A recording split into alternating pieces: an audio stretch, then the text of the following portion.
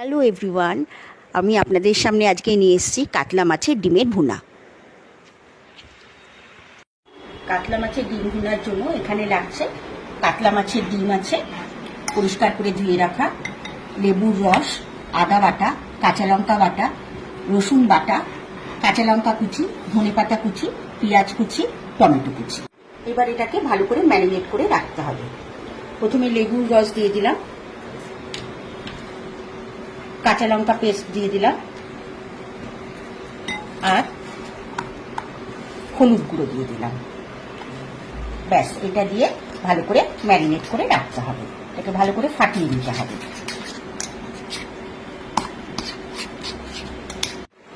এটাকে ভালো করে ম্যারিনেট করে 5 মিনিট মতো রাখতে হবে।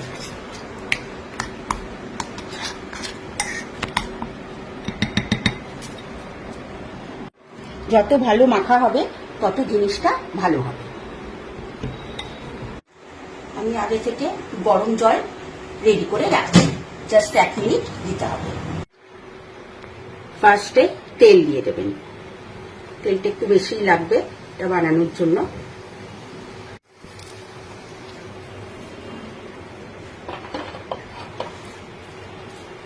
এবার অল্প একটু নুন দিয়ে দেবেন, এটা স্বাদের জন্য। এবার পেঁয়াজগুলো দিয়ে দিলাম, এটাতে একটু পেঁয়াজ বেশি লাগবে।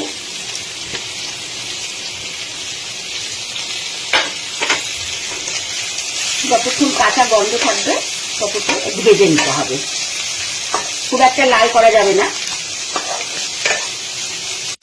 কাঁচা গন্ধটা চলে গেলেই এর মধ্যে আরো মশলা অ্যাড করতে হবে। একটু ভাজা হোক। পেঁয়াজটা হয়ে গেছে, এবার এর মধ্যে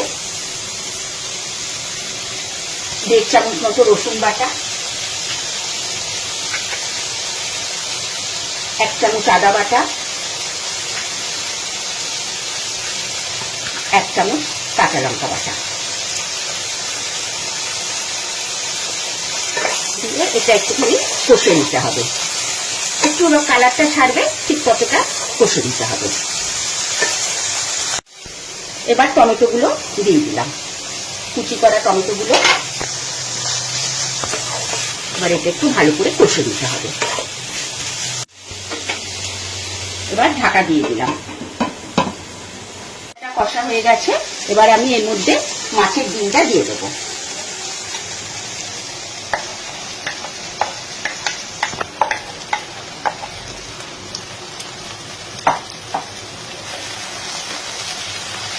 একটু নাড়িয়ে নিয়ে এর মধ্যে আমি এবার গুঁড়ো মশলাগুলো ব্যবহার করব।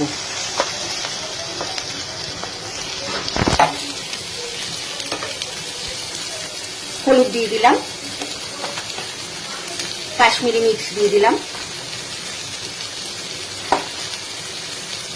ধনিয়া গুঁড়ো দিয়ে দিলাম, জিরে গুঁড়ো দিয়ে দিলাম।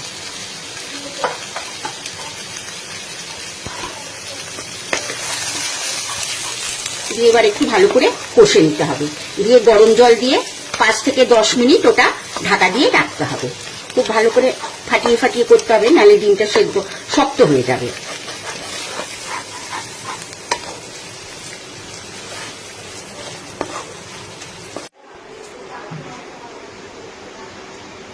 আগে থেকে গরম জল করাটা আমি এর মধ্যে দিয়ে দিলাম।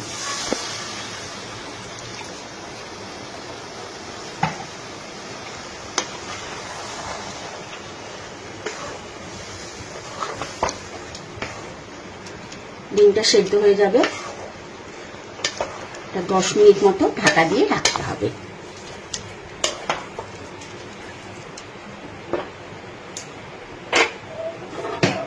উঠিয়ে দেখে নিতে হবে জলটা শুকিয়েছে কিনা। যতক্ষণ না জলটা শুকোয় ততক্ষণ এটা ঢাকা দিয়ে দিতে হবে। আর এটা দেখতে হবে যে ডিমগুলো যেগুলো শক্ত হয়ে গোটা গোটা পেকে গেছে সেগুলো হাতার সাহায্যে ভালো করে মিক্সড করে দিতে হবে। এটা আবার একটুখানি ঢাকা দিয়ে রাখবো।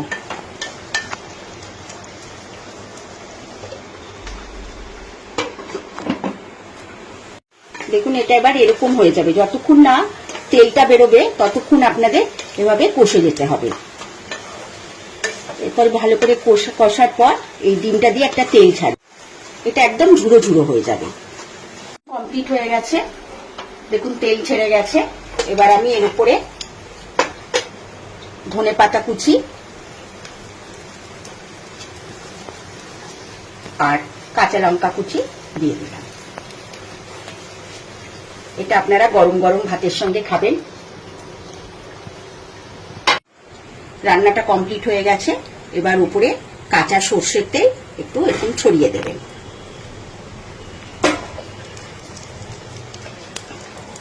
ঢাকা দিয়ে দেবেন। রান্নাটা ভালো লাগলে লাইক, শেয়ার এন্ড সাবস্ক্রাইব করে দেবেন। Thank you.